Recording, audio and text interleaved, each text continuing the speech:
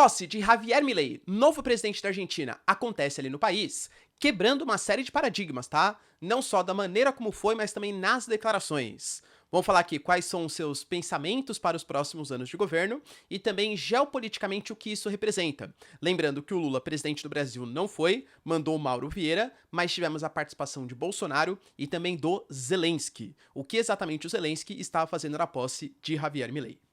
Maduro, pessoal, e o Irfan Ali, presidente da Venezuela e da Guiana, anuncia que querem sim fazer uma negociação, inclusive os dois presidentes pediram para que o Brasil esteja presente também na reunião que vai acontecer ali no Caribe, tendo a CELAC, ou seja, a Organização da América Latina, como uma espécie de intermediário, e não a OEA ou a ONU. Geopoliticamente isso é muito significativo. Vamos discutir também por que será que o Maduro, que até então falava de intervenção militar, colocou um decreto ali com o general sendo representante de Essequibo como Estado, mudou tão radicalmente de pensamento e agora fala em conversa com a ExxonMobil e com a Guiana. E para finalizar, galera, avisei vocês, hein? A guerra está escalando. Os Houthis hoje fizeram ataques a embarcações francesas e a pressão em cima dos Estados Unidos é crescente, tanto em relação àqueles que querem que os americanos ataquem os Houthis, mas também de alguns países como Arábia Saudita, Turquia, Iraque e Líbano, que representam e atacam os Estados Unidos e pedem para que os Estados Unidos moderem as suas respostas em relação aos Houthis. Eu diria que é um momento bem delicado na geopolítica do Oriente Médio. Se vocês querem entender um pouco mais sobre esses assuntos, e muito mais também sobre geografia, geopolítica, atualidades, política, polêmicas, enfim, tudo para você se manter sempre bem atualizado, já se inscreve no canal, deixa seu like e compartilha esse vídeo, que eu, professor Ricardo, conto muito com a sua ajuda. Belezinha? Pessoal, pra quem não viu, hein, completei 1 milhão de inscritos, cara, assim, ó, vocês não têm noção da alegria que é isso, né? Poxa, um professor de geografia, de geopolítica, e eu sempre tento trazer aqui, né, uma análise um pouco mais profunda dos fatos. Eu sei que não existe, né, discurso imparcial, mas sempre tentando prezar pelo máximo de honestidade possível, tentando trazer a visão da Guiana, da Venezuela, da Ucrânia, da Rússia, e assim, pra mim, ter 1 milhão de pessoas que estão dispostas, né, a se inscrever no meu canal e ouvir o que eu tô falando, galera, é uma honra, assim, tipo, sensacional, tá? Muito obrigado aí, porque sem vocês eu não seria nada, né? Afinal, vocês são a audiência e o motivo de eu estar produzindo conteúdo. Belezinha? Pessoal, tamo junto, hein? Obrigado. Então, bora lá pro vídeo que tem assunto bem relevante hoje, ó. Como eu falei pra vocês na nossa introdução, hoje tivemos a posse de Javier Milei. Ele quebrou alguns paradigmas, né? Geralmente o presidente ele exalta a história da Argentina, fala sobre tudo o que ele vai fazer de bom para o país, e o Javier Milei, ele foi no sentido contrário disso. Ele deixou bem claro, pessoal, que ele está pegando a pior herança da história. A gente fala de uma Argentina hoje que tem 140% de inflação, 3 dígitos também de taxa de juros do país, uma inflação galopante, que, aliás, né, galera, a moeda, o peso argentino tem grande dificuldade, inclusive de circulação e tal. É um país que hoje está com 45% da população na linha da pobreza e 10% de indigentes. Ele deixou bem claro, estamos na ruína. Não há plata, né? Desculpa meu espanhol aqui meio esquemático, né? Mas não há dinheiro para que a gente consiga dar conta da Argentina. Inclusive, ele utilizou o que geralmente é utilizado para falar quando o país vai passar por alguns momentos de dificuldade. Ele falou em um remédio amargo, mas necessário. Ele falou, olha, nos 100 últimos anos, só tivemos governos desastrosos, que fizeram um déficit fiscal gigantesco no país, aumentando o peso do Estado, aumentando os gastos públicos, sem a devida arrecadação. Inclusive, ele fala que hoje o déficit público ele já está produzindo, já está ocupando cerca de 17% do PIB da Argentina, tá? Só que daí ele vai precisar tomar um pouco de cuidado, né? Por quê? Ao mesmo tempo que isso é muito bom para o seu governo, vamos entender o quê? Isso também pode ser um pouco complicado. A gente já falou aqui em alguns vídeos, analisando o governo do Milei, que ele foi muito radical durante a sua campanha, no sentido de criticar todos os políticos, falou que ia quebrar relacionamento com o Brasil, com a China, que são os dois maiores parceiros comerciais. E querendo ou não, cara, estamos numa... A Argentina, né? Está numa democracia. O presidente não é o ditador do país. Para ele conseguir governar, ele vai precisar agradar o Congresso. E o Congresso hoje, se for pegar o partido do Milei, tem uma pequena minoria, tanto na Câmara quanto no Senado. E é por isso que ele já deu alguns apreços ali a mais, vamos colocar, para centro-direita, nomeando a Patrícia Bullrich, o próprio embaixador da Argentina, que vai ficar no Brasil. Galera, um peronista, né, um cara mais aí de esquerda, mas ele resolveu deixar também por questões ali políticas, de proximidade. Ele mandou uma carta convite para que o Lula fosse à sua posse. Também falou, pessoal, que não quer mais romper relações com os chineses. E eu não acho, aqui deixa de ser informação, passa a ser opinião, né? Eu não acho que isso é necessariamente ruim, pessoal. Por quê? Se ele quer colocar os seus objetivos, né, de reduzir os gastos públicos, aumentar a arrecadação, um programa mais liberal, cara, foi isso que venceu nas urnas. Pô, beleza, sensacional, tá? A questão é que ele vai precisar, para conseguir fazer isso, de apoio do Congresso. Se ele quebra pontos com todo mundo, ele não consegue governar. Ah, professor, mas ele teve o crivo dos votos, assim como os deputados e senadores. Eles foram tão votados quanto o Milei, entende? Então, por que o Milei, ele deveria ter plenos poderes, né? Só porque ele é o presidente e não passando pela representatividade que tem a Casa do Povo, né? Que é o Congresso, tanto no Brasil quanto na Argentina. Então, acho interessante essa aproximação, mas ele, por exemplo, falou que todos os desgovernos foram desastrosos.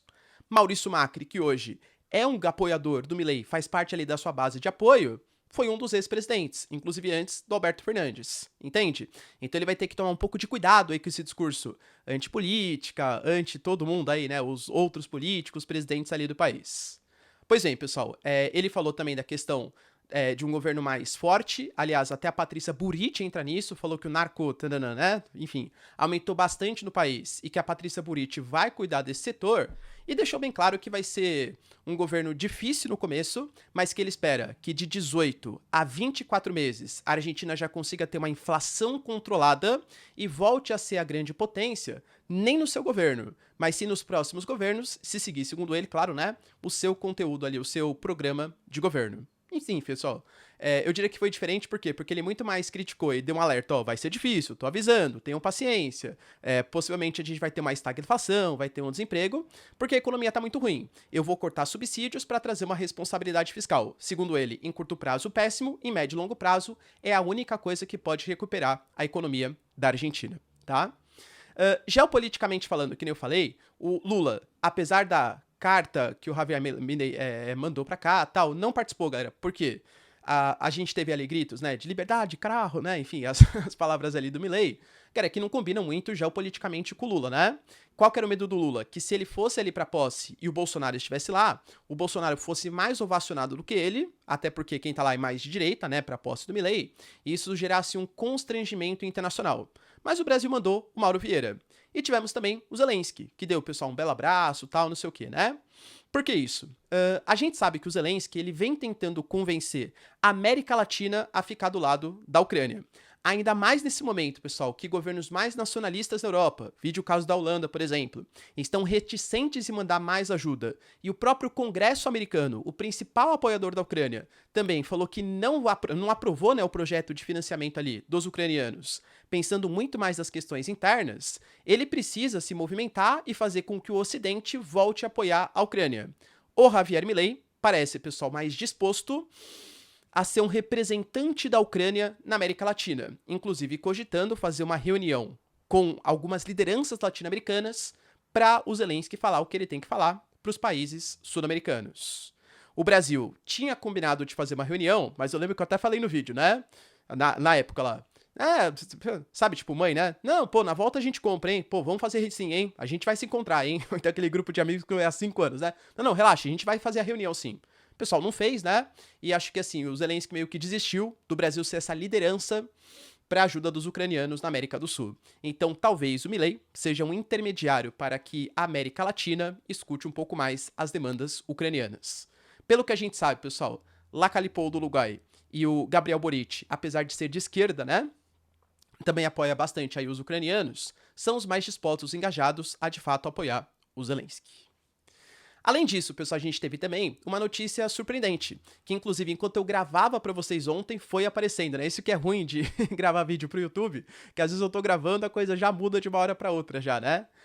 Eu falei pra vocês, pessoal, que o Maduro, ele parecia dar um pouco mais de disposição a querer negociar, falou, poxa, não, a Venezuela está querendo escutar todas as partes, a gente aceita uma negociação com o Irfan Ali pra saber sobre a questão de Essequibo, tudo tal, e falou que queria negociar com a ExxonMobil, com os imperialistas, para saber, de fato, a quem vai pertencer aquele território. O Irfan Ali falou coisas muito parecidas. Falou que também, pessoal, está disposto a fazer uma negociação com a Venezuela, e como eu já tinha adiantado para vocês, Essa negociação não vai acontecer sobre jurisdição da ONU e não vai acontecer sobre jurisdição da OEA. Os dois organismos, hoje, eles são vistos como muito mais Estados Unidos, pró-Estados Unidos, e a Venezuela não respeita, a população venezuelana não respeita essas cortes internacionais. Em compensação, o Brasil, em ligação tanto com Maduro quanto em ligação também com o Irfan Ali, falou que a CELAC poderia ser um organismo bom para isso. Pô, representante da América Latina, não tem interferência tão grande dos Estados Unidos, tal. E nesse momento, pessoal, a gente tem o Ralph Gonçalves, que é o primeiro-ministro de São Vicente e Granadina, como presidente da organização, um país do Caribe considerado neutro na situação. Ele telefonou pro Irfan Ali e pro Maduro e garantiu, pessoal, que na quinta-feira, essa quinta-feira, teremos uma negociação entre Venezuela e Irfan Ali e Guiana para saber o que vai rolar em Essequibo. Olha que interessante. Os dois, Nicolás Maduro e Irfan Ali, garantiram que querem a presença do Lula nessa reunião. O Lula, por enquanto, pessoal, não confirmou que vai participar, mas pelo menos por enquanto, tá? A gente vai mandar o Celso Amorim, o nosso assessor especial das relações exteriores, para participar dessa reunião. Então, assim, professor, por que o Maduro ele mudou de uma hora para outra, né, o seu discurso? Eu diria, pessoal, que a gente pode ter alguns pensamentos, né? Qualquer canal que vocês assistirem que for assim, foi isso, tá errado, porque a não ser que a pessoa converse com o Maduro ou tenha influências, né, no governo venezuelano, cara, a gente pode fazer conjecturas aqui. Uma das conjecturas é o medo que a Venezuela tem de uma interferência externa. Os Estados Unidos fez exercícios militares com a Guiana, tem parceria com a Guiana militar desde 2022 e outros países como o Reino Unido e França também tinham cogitado fazer algum tipo de auxílio militar à Guiana. Cara, querendo ou não, no próprio comunicado que o Maduro ele divulgou hoje, né, para a comunidade internacional, ele fala que ele não quer intervenções estrangeiras na América do Sul. Então, talvez possa ser o medo que os Estados Unidos pudessem fazer algum tipo de intervenção militar. A instalação de uma base, mais exercícios militares e acabar culminando até com uma derrubada aí do Maduro. Porque, querendo ou não, pessoal, os Estados Unidos, né, é muito mais forte aí que o exército venezuelano. Professor, mas o Maduro vai fazer uma reunião com o Putin. Primeiro, tá? Essa reunião com o Putin, claro que a questão de Essequibo ela vai ser discutida. Mas vai lembrar que essa reunião já estava marcada desde outubro. E não é necessariamente pela questão de Essequibo. Outros temas serão tratados. A gente está falando de uma Venezuela que cada vez mais se aproxima da China e da Rússia, e não necessariamente só por Essequibo, tá? De novo, claro que um dos temas vai ser a questão de Essequibo, mas não é a única questão, tá? Então, um dos pontos aí pode ser um medo de uma intervenção dos Estados Unidos. E por informações preliminares, aparentemente a reunião foi de fato adiada. Outro ponto importante. O Maduro percebeu que não teria apoio nem dos seus principais parceiros sul-americanos. Eu falei para vocês. Para intermediários, o Lula colocava que estava irritado com a postura do Maduro, que desconsiderou deliberações das cortes internacionais e fez a consulta popular.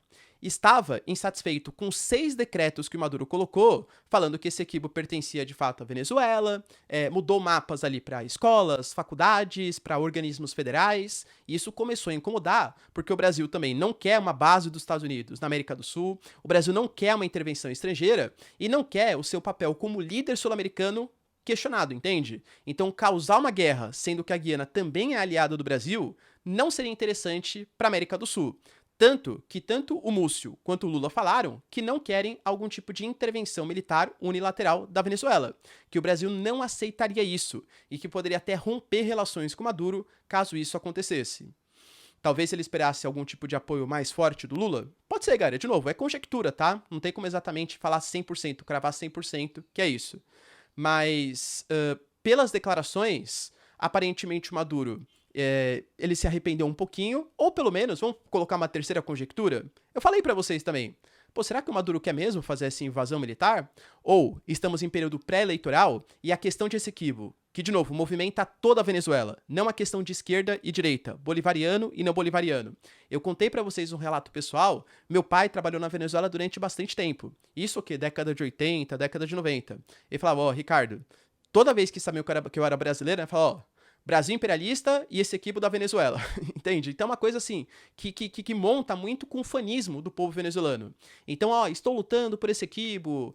A própria Maria Corina Machado, por exemplo, que é a líder da oposição, fala que Essequibo pertence à Venezuela. Então, usar isso. Olha, é nós, anti-imperialista, Estados Unidos, estão roubando nosso petróleo, ExxonMobil. Isso pode reforçar um sentimento de união do povo venezuelano. Como ele percebeu que estava indo longe demais e algum tipo de intervenção militar poderia acontecer, ele foi lá e meio que voltou atrás e aceita fazer uma negociação. Não adianto para vocês, porque não há indícios disso. Em que bases vão ocorrer essa negociação? A Venezuela vai querer um pedacinho do território? Vai querer que o Acordo de Genebra de 66 seja de fato respeitado e a gente passe a ter uma negociação direta entre Essequibo, aliás, entre Venezuela e Guiana, para saber a quem de fato pertence território? A gente não sabe em que níveis serão essas conversações. Mas São Vicente e Granadina e Brasilzão vão estar lá para intermediar a situação. E aí, pessoal, o que será que o Nicolás Maduro quer, hein? Por que será que ele mudou de postura tão radicalmente assim? Deixa aí nos comentários. E para finalizar, outra coisa que eu também já tinha adiantado para vocês, os Houthis bloquearam o acesso a Israel, vindo ali do Mar Vermelho, passando pelo Golfo de Aden. Por que isso está acontecendo? O Iêmen é um país que passa por uma guerra civil até hoje e tem um grupo radical xiita chamado de os Houthis.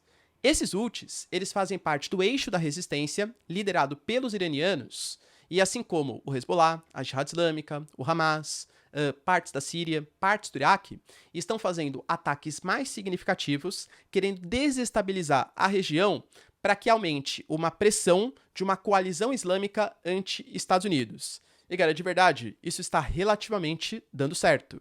O Iraque, por exemplo, teve milícias ligadas ao Hezbollah que atacaram embaixadas dos Estados Unidos, postos militares, a Zona Verde americana. A gente teve ataques do Hezbollah em direção ao norte de Israel.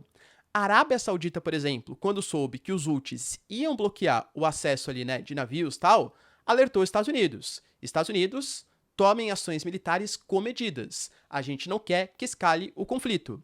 A Arábia Saudita está reclamando da postura americana muito complacente com o que eles estão chamando de massacre contra o povo palestino. Ao mesmo tempo, a Turquia, pessoal, a Turquia, você fala, é o meio termo ali, né? O Erdogan, por exemplo, que fez críticas duríssimas à postura dos Estados Unidos. A gente teve uma votação na ONU anteontem que pedia um cessar-fogo e 13 países votaram pelo sim, cessar-fogo, inclusive o Brasil, foi uma proposta dos Emirados Árabes Unidos. O Reino Unido se absteve e os Estados Unidos votou não, a gente não apoia o cessar-fogo, porque, segundo eles, não pode ter cessar-fogo enquanto o Hamas continuar existindo. A Turquia foi lá e criticou essa postura, falando que os Estados Unidos estão sozinhos, que eles estão desmobilizando, tirando a serventia da ONU, pediram uma reforma do Conselho de Segurança da ONU, pedindo mais representatividade e também, muito possivelmente, o fim do poder de veto aos Estados Unidos, e pediram, inclusive, para que Israel seja investigado por cortes internacionais, porque, segundo Erdogan, sob o pretexto de combate ao terror, tá? Eles estão aniquilando todos os islâmicos. Então, percebe? Turquia é mais neutra, mas já está pesando contra Israel e os Estados Unidos. A Arábia Saudita, que é contra os Houthis e a favor do Hajj, pede para que os americanos não ataquem os Houthis de maneira tão significativa para não ter uma escalada do conflito no Oriente Médio, Iraque atacando, Líbano atacando e os Houthis provocando, entende? Muito possivelmente a mando do Irã. Os Houthis hoje eles são tão armados com financiamento iraniano. As armas mais modernas, com ataques, com drones de combate, muito possivelmente aí dos iranianos. A gente teve a promessa dos Houthis que iam atacar as embarcações direcionadas a Israel. Primeiro, pessoal, que eles falaram que embarcações que não tivessem conexão com Israel podem participar, eles não querem causar uma comoção no comércio internacional, mas que todas as embarcações que tiverem destino a portos israelenses serão atacados. E cumpriram. Hoje eles atacaram uma embarcação francesa, inclusive com 2 drones, foram interceptados, tá? Mas, de novo, está atacando uma embarcação de um país ocidental, com presença de porta-aviões americanos próximos ali da região. E aí, Biden, vai fazer alguma coisa? E essa alguma coisa vai ser o quê? Atacar os Houthis? O que pode, entre aspas, incendiar o Oriente Médio porque é mais um grupo islâmico que está sendo atacado? Pode ser que a Turquia entenda desse jeito. A Arábia Saudita, de novo, né, que é inimiga dos Houthis, pode entender desse jeito. E o Egito e a Jordânia também vai se comportar assim? China, Rússia, Irã, estão doidos para que realmente os Estados Unidos ajam dessa maneira violenta para que forme essa coalizão islâmica anti-Estados Unidos. Estados Unidos está numa sinuca de bico. Muito difícil para o Biden, em período pré-eleitoral, ter que ver. Possivelmente, né? Acho que não vai rolar, mas ataque a Essequibo, ataques dos Houthis, que é um grupo, galera, fraco, né, comparado ao poder americano, atacando embarcações ocidentais, críticas a Israel, entende? A Ucrânia praticamente sendo derrotada ali na guerra, tendo que vir pedir ajuda para a Argentina para mediar algum tipo de acordo com a América Latina. Situação gravíssima ali pro Biden. Se você fosse o presidente americano, atacaria com todas as forças para ter esse punch ali de credibilidade ou não? Você iria com um pouco mais de moderação para não perder os países islâmicos. Difícil, hein, pessoal? Deixa aí nos comentários que eu quero saber sua opinião. No mais, se vocês curtiram o vídeo, tamo junto, beijos, abraço, tchau e obrigado pelo milhão, hein, pessoal? Tamo junto, tchau, tchau.